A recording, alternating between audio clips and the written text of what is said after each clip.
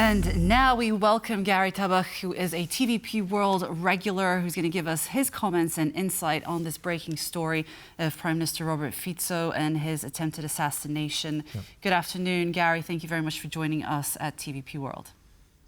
Thank you, TVP World. Thank you for giving me such an honorable title as a regular contributor. Good to have you, Gary. Now, let's start off. I think, obviously, there is shock already in Europe. I mean, you are on these programs here with us often.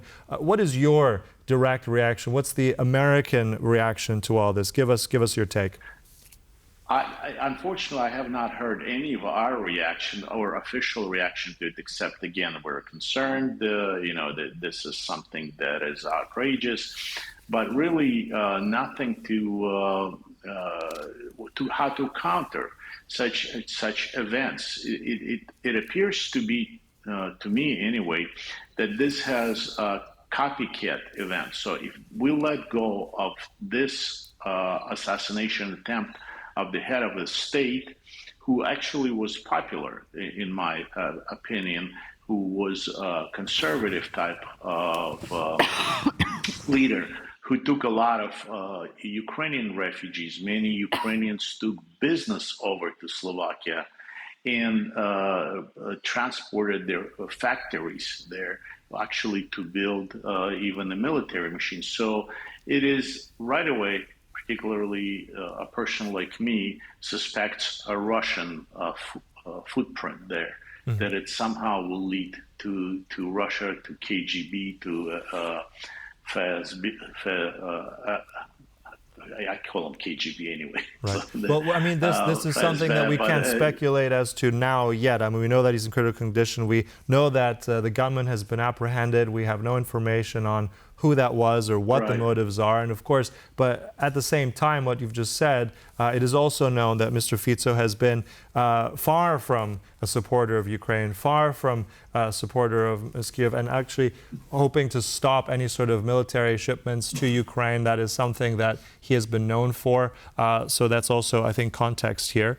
Nevertheless, yes, I mean, but that's the whole thing, that he says those things. But I personally know many Ukrainian factories that build parts for the Ukrainian military industry transferred to Slovakia. So many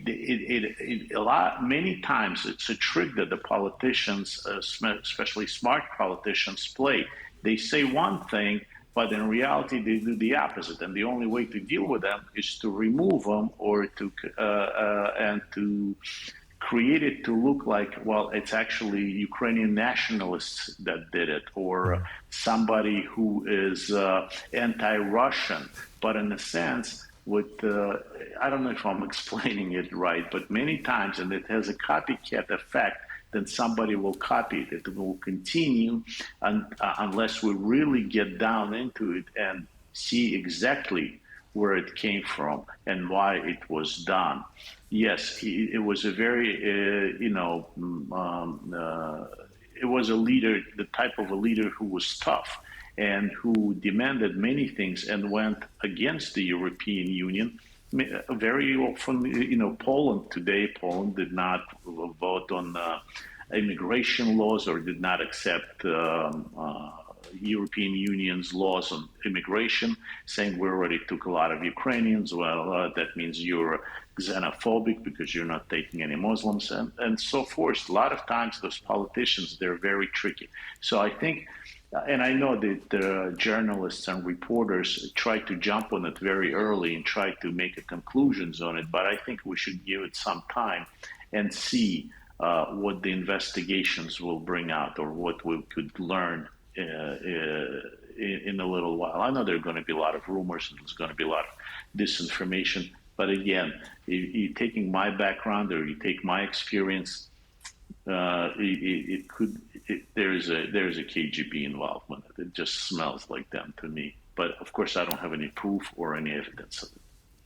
Well, I think the first milestone will be for Robert Fico to survive the surgery and recover, and then obviously the investigation will have to bring some concrete details, and I'm sure there will be lots of conspiracy theories surrounding this event. Yes, and especially the timing of it. Yes, But the key is that Slovakia is a democratic country, and it is a free country, and it chose its leader in a democratic way, and it has continuity. So even though something unfortunate like this happened to the country, it will still continue to function. Somebody will step into his shoes, and the country will continue to function as part of the world community, civilized community. There's going to be no dictator taking over. There's going to be no coup d'etat.